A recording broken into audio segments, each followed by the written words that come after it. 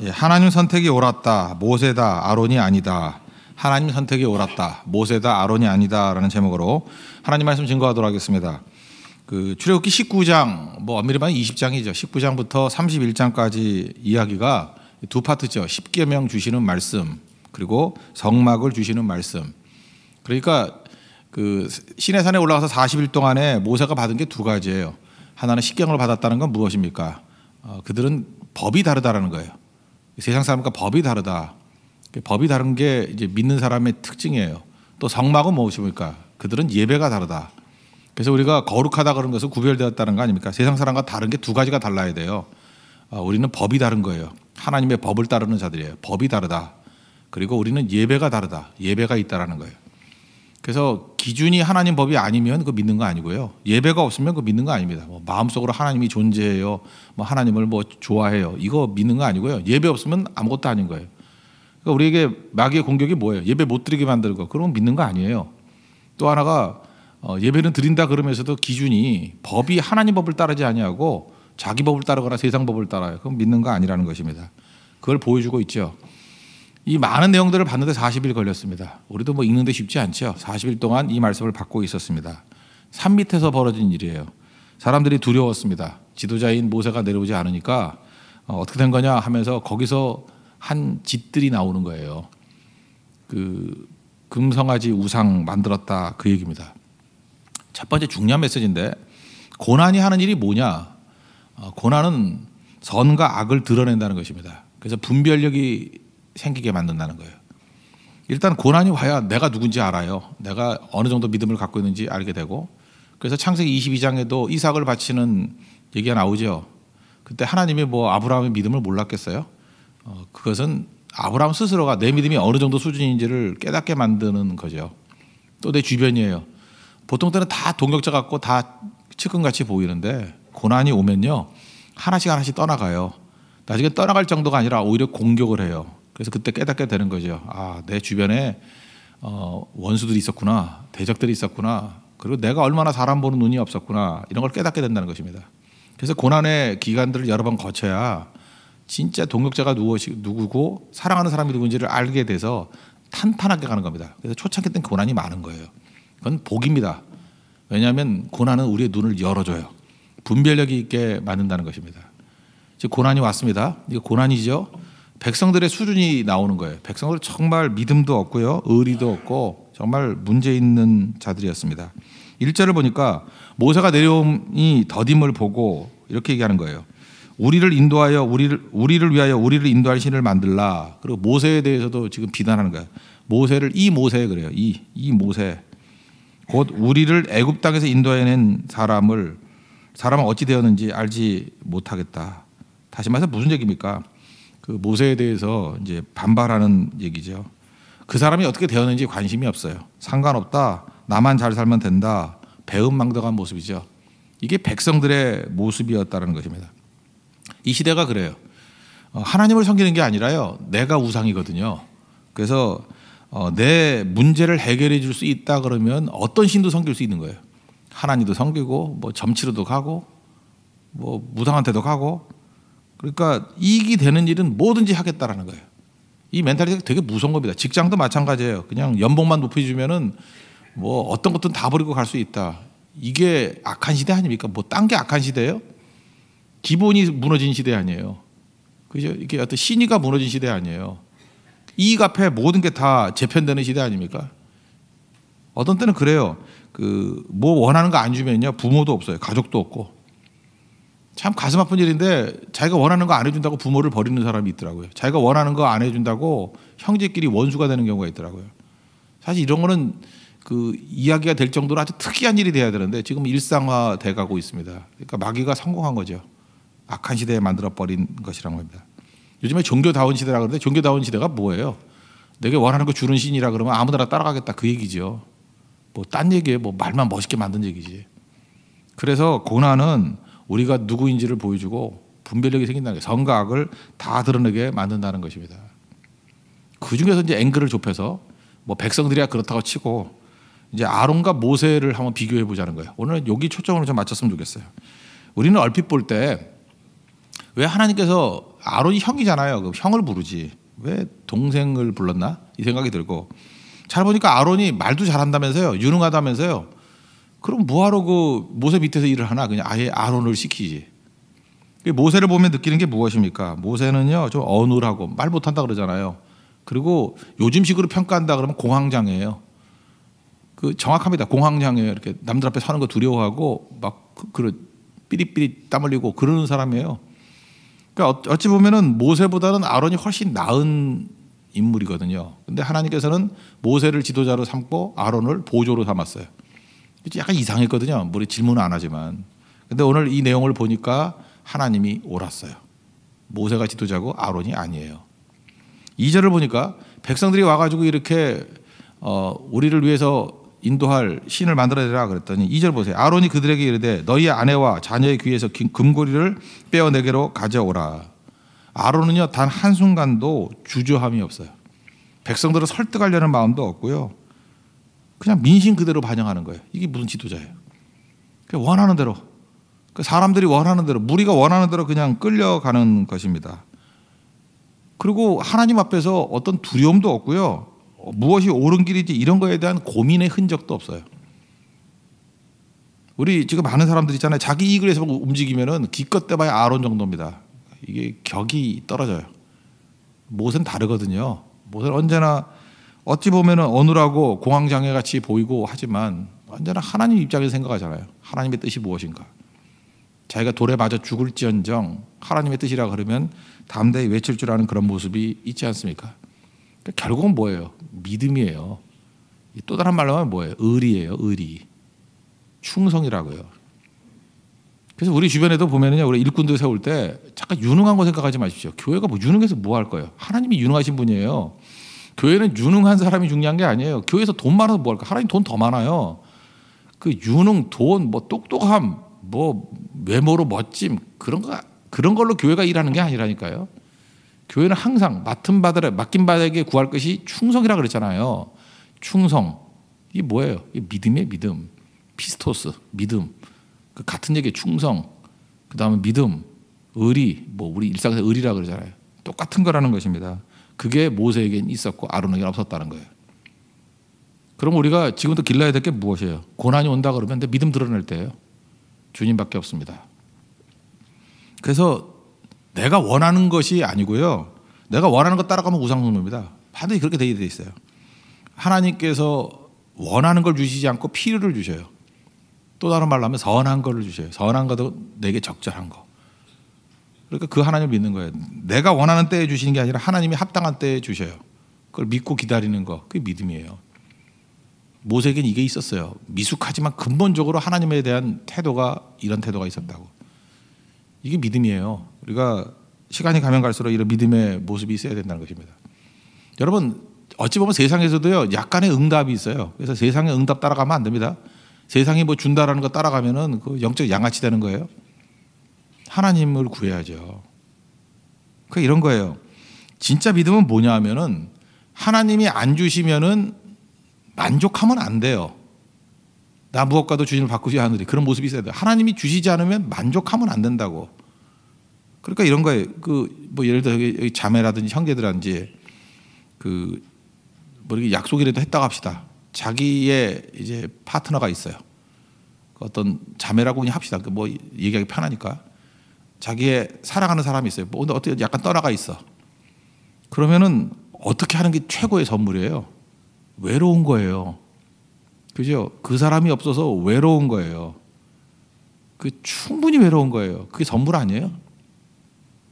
그리고 사랑하는 사람이 떠나가 있는데 하나도 안 들었어. 너 없어도 놀 사람 많고 만날 사람 많고 뭐 그걸 자랑으로 여기죠. 너무 바쁘게 살았어. 벌써 왔냐? 뭐 이러고. 그럼 그거가 문제가 있죠. 똑같은 예예요. 하나님을 섬기는데 하나님이 만약에 응답을 안 해주시고 우리 인간적인 생각에서 하나님이 나타나지 않으신다 그러면은 괴로워야죠. 괴로운 게 하나님께 드릴 수 있는 최고의 예배라니까요.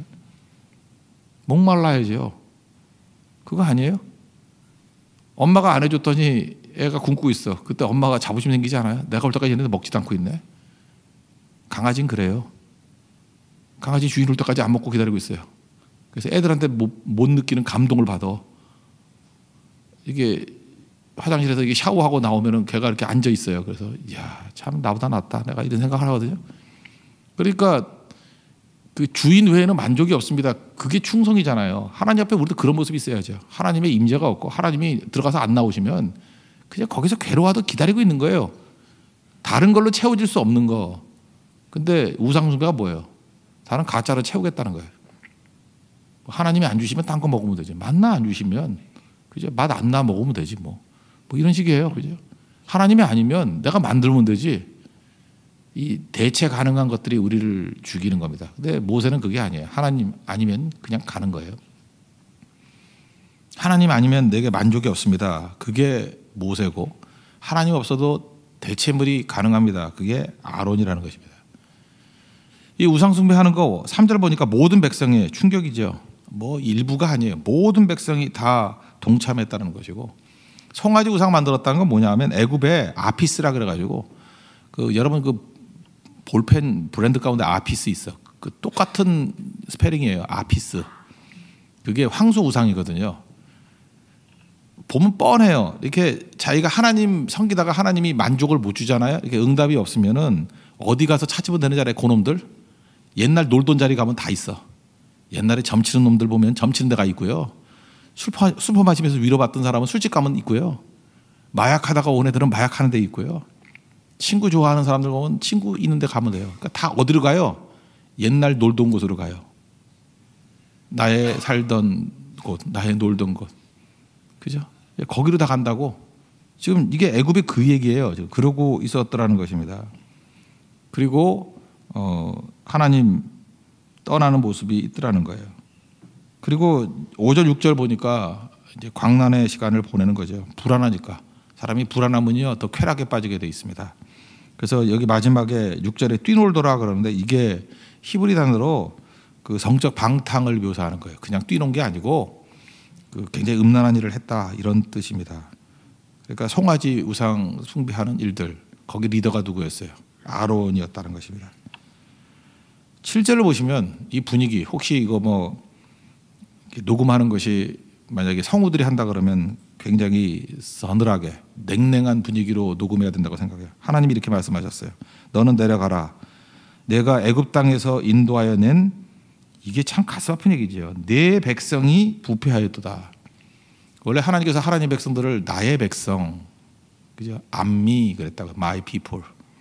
근데 여기서 너 백성, 너의 백성. 하나님이 그 마음 아시겠어요? 내 백성 아니라는 거예요. 로암미, 로암미. 그 내 백성 아니라는 거예요. 그리고 이 목이 뻣뻣한 백성이고 다 멸해버리겠다. 그리고 너로 큰 나라 삼겠다. 뭐 이건 사실 중요한 얘기는 아니에요. 하여튼 이 백성에 대해서 하나님의 이 아픈 마음들을 보여주고 있다는 것입니다. 이때에 이제 모세의 강점이에요. 모세가 하나님의 입장에서 기도를 하는데 여기 세 가지 기도가 나와요. 11절, 12절, 13절 세 가지 기도. 이것 때문에 주님께서 돌이키셨다는 얘기가 나오는데 우리도 항상 이거 잊지 말아야 돼요. 하나님, 이 백성이 하나님의 지금 너의 백성이라고 얘기할 때 이걸 시정하는 거예요. 하나님이 이게 본심이 아니잖아요. 주의 백성입니다. 이게 11절이에요. 밑에 보세요. 큰 권능과 강한 손으로 애굽 땅에서 인도내신 주의 백성입니다. 진노하지 마십시오. 주의 백성입니다. 이게 되게 중요한 거거든요. 우리 출애굽기 19장에 나왔죠. 내 백성이 되게 한다고. my people이라고. 내 자녀라고. 잘 보세요. 어떤 사람이 낭패에 빠졌어요. 그러면 도와주세요. 사실 그게 말이 안 되잖아요. 여러분들 뭐 어떤 사람이 가는데 길거리 가다가 저한테 와가지고 10만 원만 주세요. 사실 그거 타당하지 않죠. 그거 왜 달라 그래? 그죠? 줄 수도 있지만 그 달라고 하는 사람이 그 면목이 없잖아. 그거 왜 달라 그래? 그렇게 물을 수 있죠. 근데 하나만 붙이면 되죠. 당신 딸이 달라 그래. 당신 아들이 달라 그래. 그럼 줄 수 있죠. 지금 모세가 명확히 본 거예요. 이스라엘 백성들을 용서해 주세요. 화내지 마세요. 붙들어 주세요. 왜? 주의 백성입니다. 주님의 자녀 아니에요. 이게 중요한 기도예요. 그러니까 하나님과 40일 동안 교제하면서 너무너무 잘한 거죠. 하나님을. 그러니까 주의 백성입니다. 그죠? 주님이 선택한 백성 아닙니까? 주님의 선택이 흔들리면 안 됩니다. 조롱받습니다. 그러니까 건져주세요. 여러분들 하나님 앞에 나갈 때 제일 바보가 내 공로 들고 나가는 거예요. 내가 이렇게 많이 했거든요. 내가 누군지 알아요. 이거 다 죽어요. 나는 주님의 백성입니다. 주의 자녀입니다. 아버지. 사실 아버지라고 부르는 게 최고 영광이에요. 하나님 아버지. 자녀가 왔습니다. 용서해 주세요. 그게 먹히는 거예요. 두 번째 얘기는 뭐냐 하면은 이름이에요. 하나님의 이름이 합당히 여김 받아야 되는 거 아닙니까? 12절을 보니까 자기 백성을 산에서 죽이고 지면에서 진멸했다 그러면 하나님의 이름이 이게 낮아지는 거 아닙니까? 그죠? 하나님의 체면을 봐서라도 건져주세요. 하나님의 이름이 이렇게 누추하게 되는 걸 좀 못 견디겠습니다. 이게 모세예요. 우리는 대개 내 체면이잖아요. 주님 내 꼴이 뭡니까? 맨날 이거에 관심이 많은데 모세는 그게 아니에요. 나는 바닥으로 내려간다 할지라도 하나님의 이름이 영광 받으셔야 됩니다. 이게 하나님 마음에 합한 거예요. 하나님의 백성입니다. 하나님의 이름이 영광 받아야 되는 거 아닙니까? 그다음 세 번째 하나님이 제일 약한 게 언약을 얘기하는 거죠. 하나님이 맺은 언약은 지켜져야 되는 거 아닙니까? 13절 보니까 아브라함과 이삭과 이스라엘 야곱에게 했던 언약 기억해달라. 맹세하여서 이렇게 얘기하지 않았습니까? 그거 기억해달라. 그러니까 세 가지 얘기하는 거예요. 하나님의 백성입니다. 하나님의 선택이 흔들리면 안 되죠.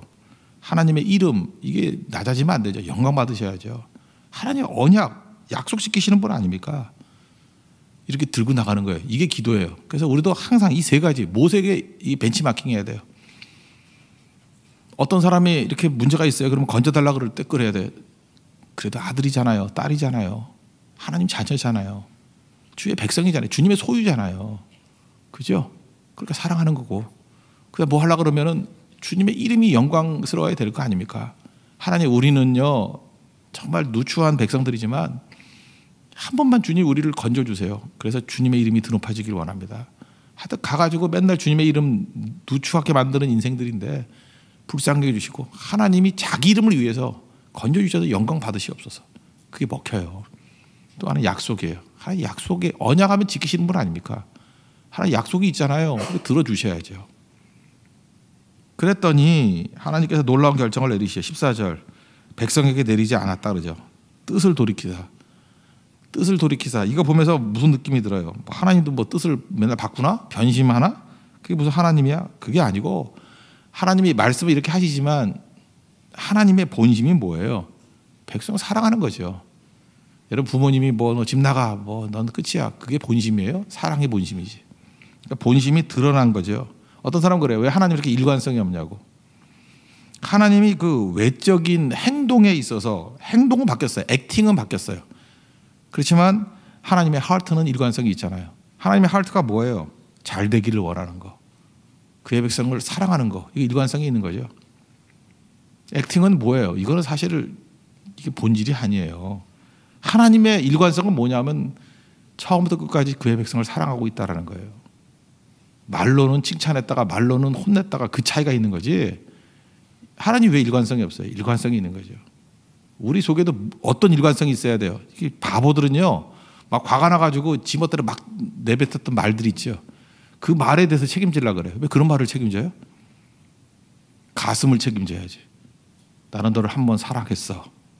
그러면 그 가슴이 움직이지 않고 끝까지 가는 거죠. 그게 의리죠. 그게 충성이죠. 그게 믿음이죠. 베드로도 마찬가지예요. 베드로가 예수님 부인하고 저주했어요. 근데 예수님 뭘 보신 거예요? 그의 가슴을 본 거예요. 행동, 액팅에 가서 시비 걸지 않고 가슴을 본 거예요. 너 지금도 나 사랑하니? 그 행동을 묻는 게 아니에요. 사랑하니? 알죠. 사랑하는지 주께서 아십니다. 그럼 됐어. 너는 일관성이 있었어. 내 양을 먹이라. 다윗에 관해서도 마찬가지예요. 다윗도 간음하고 살인하고 범죄했어요. 그때의 그 회개하는 모습 속에서 뭘 본 거예요? 범죄하는 현장 속에서도 하나님을 의식하고 있잖아요. 가슴을 본 거예요. 가슴의 일관성. 하나님이 그걸 보신다고. 근데 마귀는 뭘 보는지 알아요? 행동의 모순을 지적하면서 정죄하는 거예요.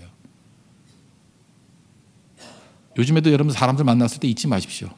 여러분이 어느 것에 일관성을 지켜야 되는지를 알아야 돼요. 가슴의 일관성이에요.